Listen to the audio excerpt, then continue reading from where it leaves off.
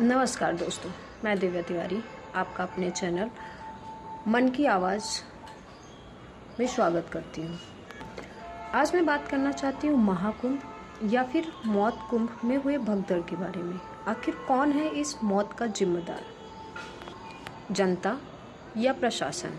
आखिर कौन लेगा इसकी जिम्मेदारी और कब? पहला मौत कुंभ या भगदड़ 28 जनवरी 2025 को रात 2 बजे और ना जाने कितने सड़क दुर्घटना में ग्रसित हुए और कितनों की मौत गई। और अब दिल्ली रेलवे स्टेशन में भगदड़ में कितने को मासूमों, बच्चों और बूढ़ों की जान गई। आखिर कौन है इसका जिम्मेदार और क्यों?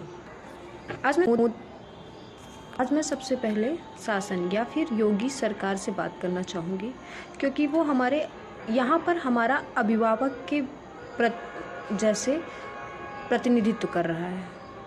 हमारे अभिभावक की तरह ही उन्होंने सोशल मीडिया में आकर सभी देशवासियों से अनुरोध करके आमंत्रण दिया कि सब देशवासी आएँ और इस भव्य पर्व का लाभ उठाएं। पर ये भव्य पर्व कब मौत का कुआं बन गया, किसी को नहीं पता चला। आखिर सरकार कहाँ सो रही है? कहाँ गई सीसीटीवी कैमरास? कहाँ गए सारे वादे, सारे प्रोटेक्शन के वादे? सब कहाँ हैं? कब आएंगे सामने, जब सारे देश के जनता की मौत का जिम्मेदार आखिर कौन?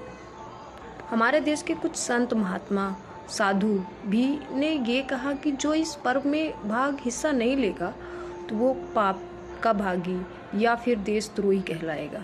आखिर आज कौन देशद्रोही और जिनकी मौत गई है तो उनको क्या कहेंगे आप कि मोक्ष मिल गया? वाह, क्या है हमारे देश के भविष्य के संत? हम किसके पास जाएं? हमें तो कुछ ही नहीं पता। आखिर कहाँ गई शासन की व्यवस्था? आखिर कहाँ गई शासन की व्यवस्था जो मौत महाकुंभ से इस पर्व को मौत कुंभ में बदल दिया गया?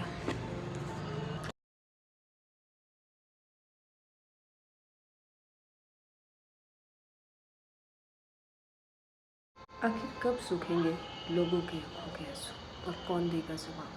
कौन है जवाबदेही? आखिरकार मेरे मन में एक सवाल कि हमारे देश की जनता इतनी पढ़ी लिखी, इतनी होशियार, वही गंगा, वही जल, वही त्रिवेणी, वही संगम, जो तो पता नहीं कब से है और कब तक रहेगा।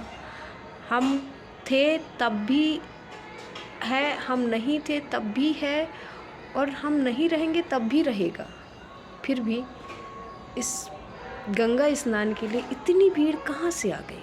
आखिर हमारे देश में कितनी जनता है, ये तो हम इस भीड़ देख के अनुमान लगा सकते हैं।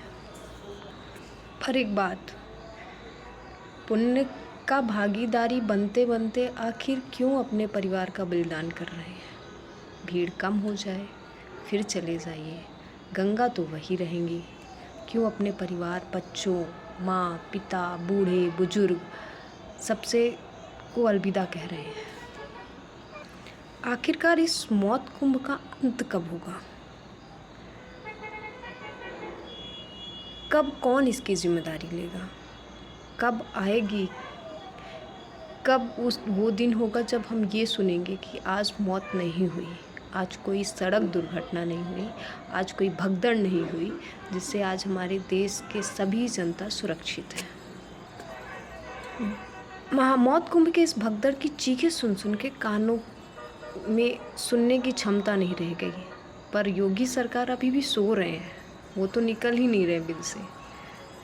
आइए सर, और हम चाहते हैं कि आप देशवासियों से ये अनुरोध करें हाथ जोड़ के कि अब वो इस पुण्य का भागीदारी ना बने और अपने अपने घर में सुरक्षित रहें, स्वस्थ रहें, सुखी से रहें।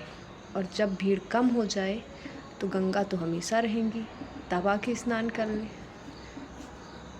इस तरह पुण्य का भागी बनने का आमंत्रण ना दें हमें। धन्यवाद। जो इस मौत कुंभ से निकल के बाहर आ गया, घर पहुंच गया सुरक्षित, वो अपने आप को बहुत भाग्यशाली समझ रहा है कि हम आखिरकार स्नान करने के बाद इस मौत कुंभ से निकल के सुरक्षित पहुंच गए। ये बहुत बड़ी कृपा है प्रभु की। ना तो लोगों को यहाँ पुण्य मिला, ना तो मोक्ष मिला, पर मिला तो क्या, अपनों से बिछड़ने का दर्द, मौत। तो हाथ जोड़ के विनती है योगी सरकार से, जो भी है इसके जिम्मेदार हमारे अभिभावक के रूप में जो भी कार्य कर रहे हैं, उन सब से कि आप देशवासियों से अनुरोध करें कि वो इस पुण्य का भागीदारी अब न बने, अब अपने घर में सुरक्षित रहें, स्वस्थ रहें और बाद में गंगा स्नान कर लें। धन्यवाद दोस्तों। अगर आपको ये वीडियो अच्छा लगे तो प्लीज़ शेयर करिए और जन जन तक पहुँचाएँ। अब मत जाइए, हमारा यही अनुरोध है आपसे। अगर मेरे कोई भी शब्द आप किसी को भी गलत लगे हों तो अपनी छोटी बेटी, छोटी बहन या कुछ भी समझ के क्षमा करिएगा। धन्यवाद।